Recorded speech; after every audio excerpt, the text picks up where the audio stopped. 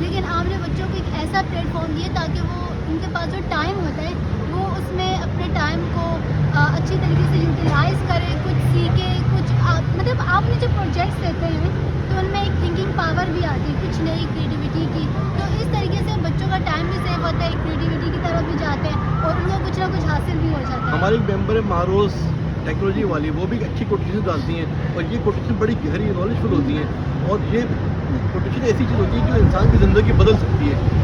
جیسے انہوں نے ڈالی کانفیڈنس کے بارے میں، تو وہ کانفیڈنس ہی انسان میں آپ کو آگے لے کے جاتا ہے. اگر کسی میں کانفیڈنس نہیں ہے بھلے کتنا ٹیلنٹ بھی ہو وہ پیچھے رہ جائے گا. کانفیڈنس انسان کو آگے لے کے چلتا ہے. اس طرح کوٹیشنس کے ذریعے مختلف ہم نالج دیتے ہیں اور ہم مختلف کانٹیکس میں جو کوشچنز رکھتے ہیں اس سے بھی لوگوں کو بہت نالج ہوتی ہے. تو اس میں ہم سب کا شکر گزار ہیں، سب کی پوری ٹیم کی اور تمام ممبرس کی بھی.